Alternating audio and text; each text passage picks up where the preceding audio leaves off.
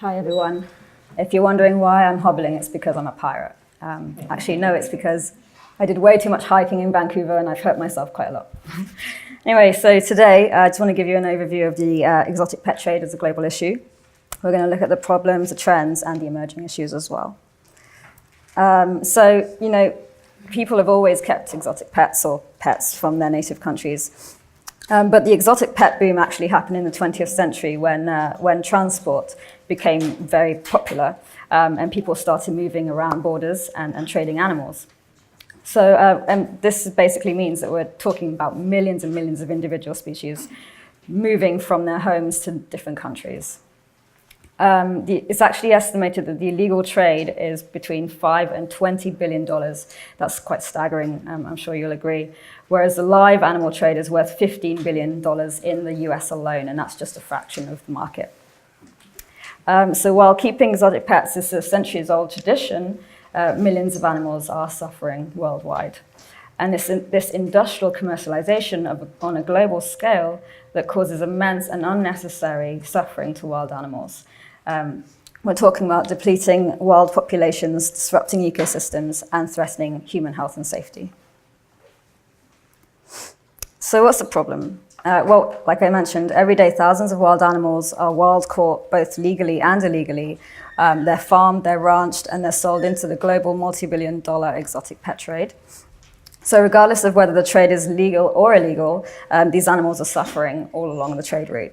And the journey can be quite cruel, and it's often very deadly. We've got very high mortality rates. So just to highlight African grey parrots on their own, the mortality rates for them are estimated between 30 and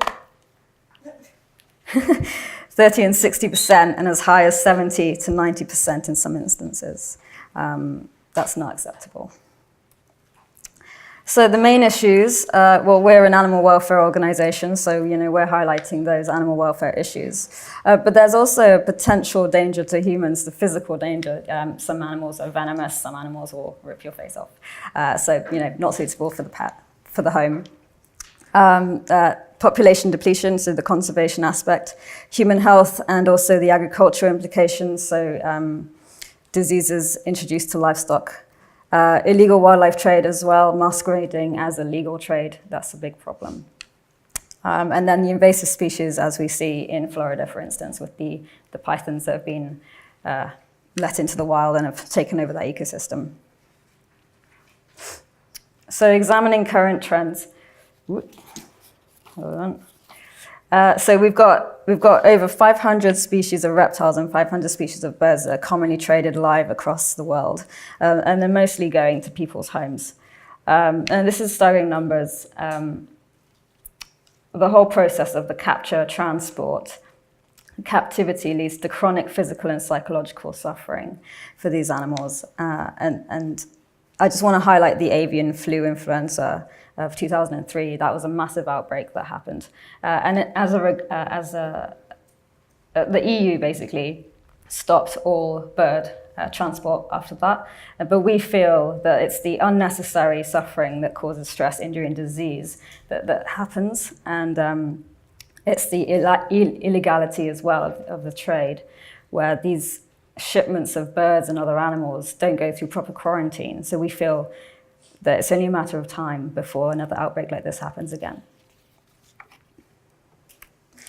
So this is something that really gets me going as a campaigner, like looking at really like what motivates people.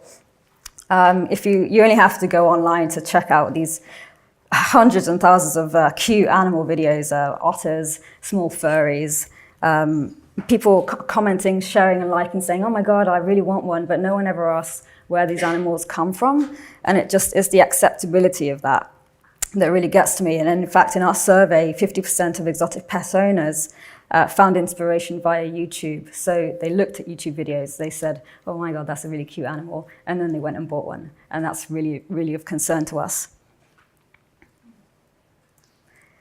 So we also did a survey. We surveyed Canadians.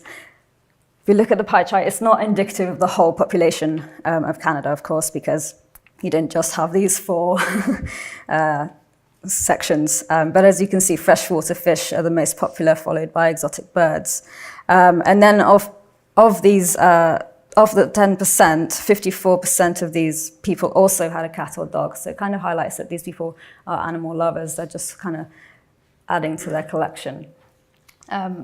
The results from other countries that we surveyed as well, China was the highest at 15%, Brazil at 12%, and then the rest around about the 10%, which is what we predicted. So breaking down those results more, we found that people who had exotic pets, main inspiration was mainly friends and family, and whether those animals were inherited or like they were encouraged. So people saying, yeah, get a snake because it's super easy. They're like beginner pets. And then they went out and got one from a pet store.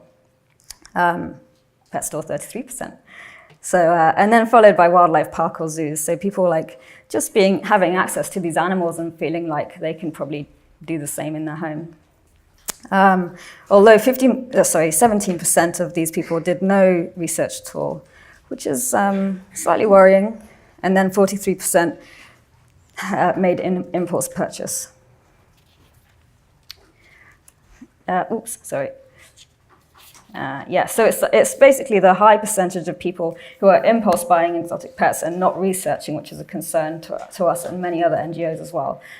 So we have a role to play in educating people about the risks and challenges of exotic pet ownership.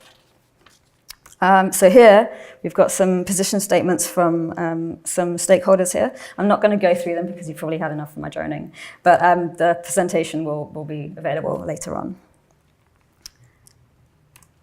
And just to highlight, the governments are also taking notice. So the positive list is something that's growing in popularity. In fact, the Belgium, Netherlands, Luxembourg, and Malta countries have adopted already a positive list, and it feels like Canada will start to look into this as well. This will be gone into much more detail later in the day.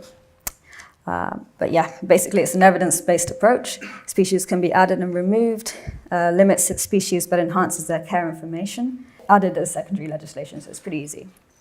Well, not pretty easy, but easier. And then all animals on CITES Appendix 1 and 2 automatically added, which is a greater level of protection, which is great.